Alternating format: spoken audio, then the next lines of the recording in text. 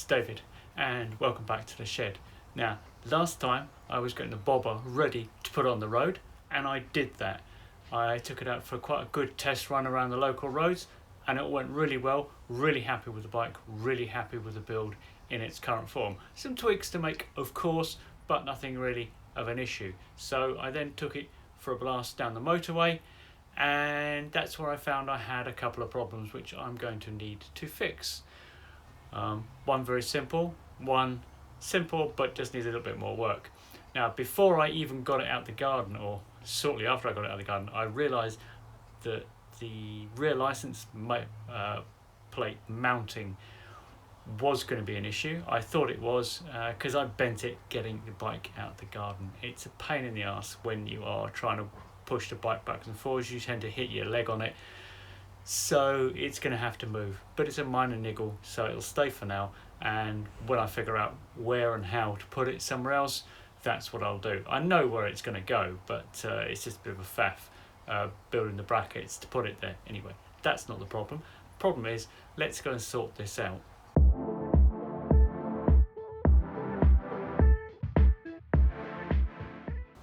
This is where the license plate is currently mounted, and okay, that little bit of cardboard is sticking out a little bit further than the license plate. It doesn't actually stick out any further than that footrest, but it is a pain where it is. Not really happy with it, so chances are it will change or I'll get used to it, one of the two.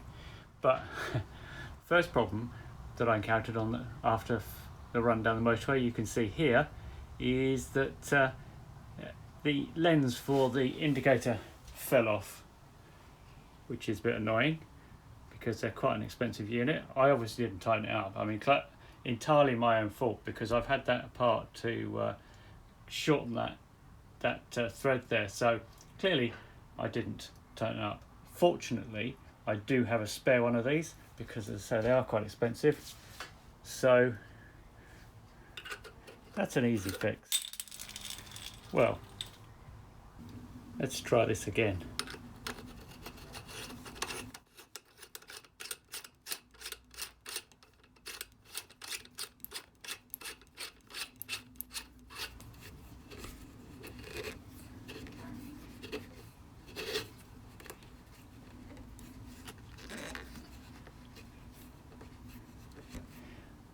I'll get a proper grip on that in a minute and just tighten it fully, because there's a little bit of a gap I can see here, and maybe that's what I did last time.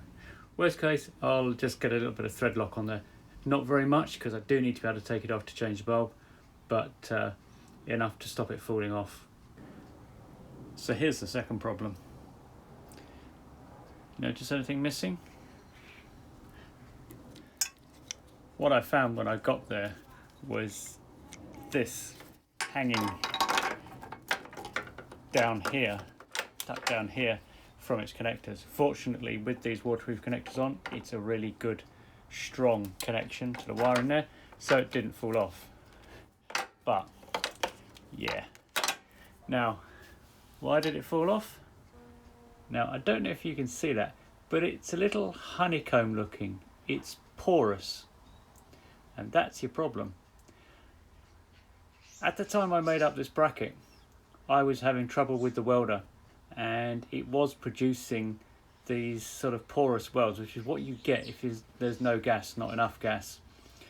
I eventually traced the problem down to the regulator, and I know that I re-welded this, but what's happened is that I didn't grind off the old weld first because I was lazy and I wanted it, to get a move on and get the job done, and all the usual excuses that people come up with. And so I didn't grind off the old weld, which I should have done. Instead, I just welded over it. I'm not quite sure what I was thinking, but it clearly doesn't work. I've replaced the regulator on the welder and it's now fine. So what I need to do is take this off, grind all that poor weld off and re-weld it. So let's get on with that.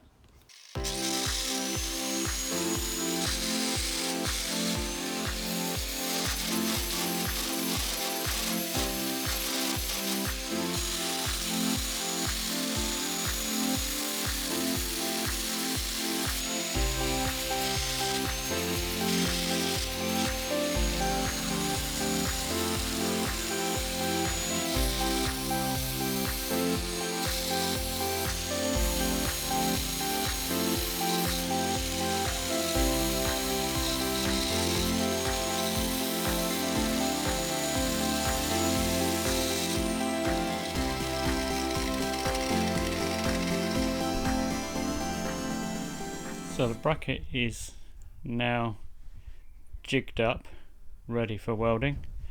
Trying to keep it square in all dimensions, hence the rather jury-rigged method of holding it.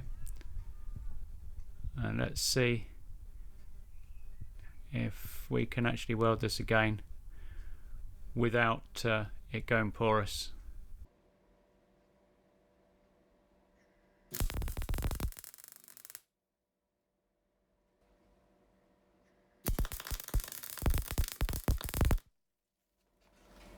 Why is that popping so much?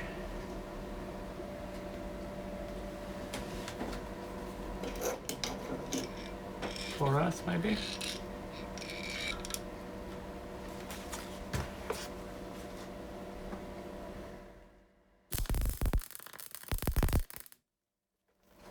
That is not welding at all to that focus.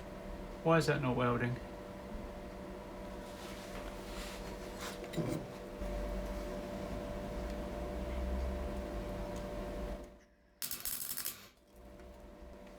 Now, interestingly, I've heard some welders talk about not having magnets near what you're welding.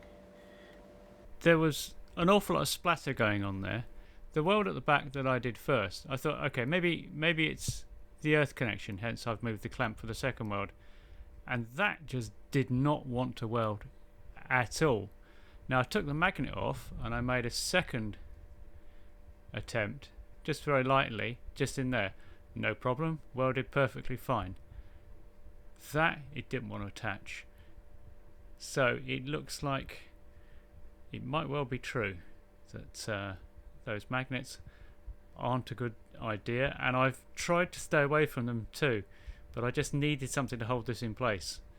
So let's move on.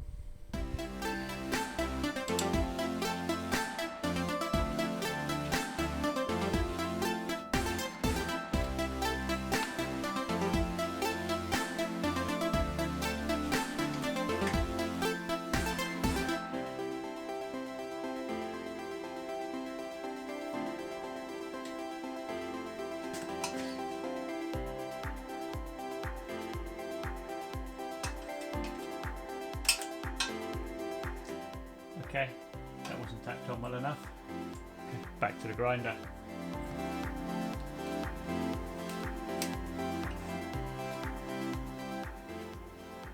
That's about spot on. Now if I can weld this on without distorting it, we'll be fine.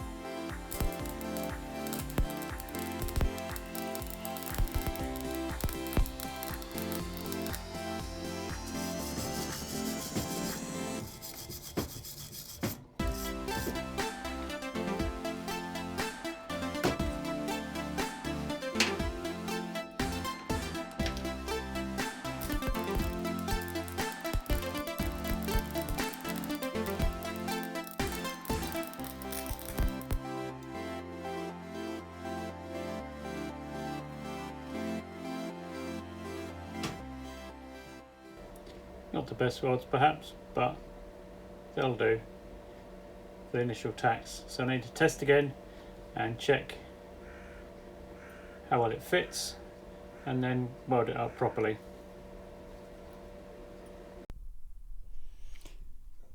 So bracket is now welded much more strongly than it was before. Hopefully it'll still be straight enough to fit. This is not my ideal bracket. Again, it's something that I'm looking to improve on in a later build.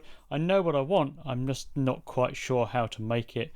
So these will do for now, and they certainly work.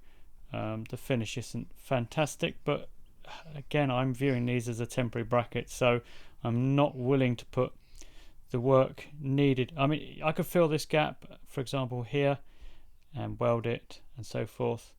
If I was going to redo these, I would start from scratch. But as I say, I have a different idea in mind if I ever come to do it. But as it stands as a bracket, they're perfectly strong. And this one is not going to break again, because this time it is properly welded.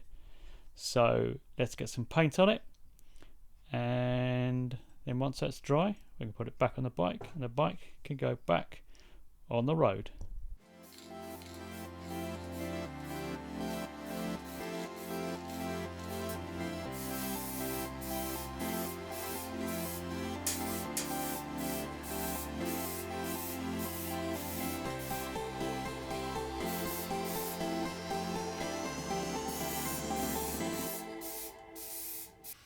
So that's all that I've got time for today. It's a bit of a short project, but it's just a bit time consuming. By the time you've done the sort of grinding, the welding and the spraying, it really takes up most of your time. So as you might be able to see behind me over there, the bracket is now sprayed. It's just waiting for the paint to dry, so it's just on the drying rack at the moment, a la Del Boy's garage. So good idea, so borrowed it, why not? That's why we do this stuff, so that you guys and we can share and borrow. But anyway, so that's done, that's drying. When that's drying, it's just quick bolt back on the bike and moving on. Now, although there's stuff I could tweak on the back, I'm not going to, not yet, and maybe never, because there are other projects, other things that I want to do with this bike and other bikes. But what we need to do now is to move on to the front, because the front indicators need to be changed over to the same style as the back and not left as those big, massive OEM ones. And I've had a quick look. I know roughly where I need to go with it, but until we dig in, we never really know. So thanks very much for watching, and don't forget, if the video was helpful or was useful to you, then please subscribe so that you're up to date with anything else that I put out on this project or on others. Thanks for watching, and I will catch you guys again soon.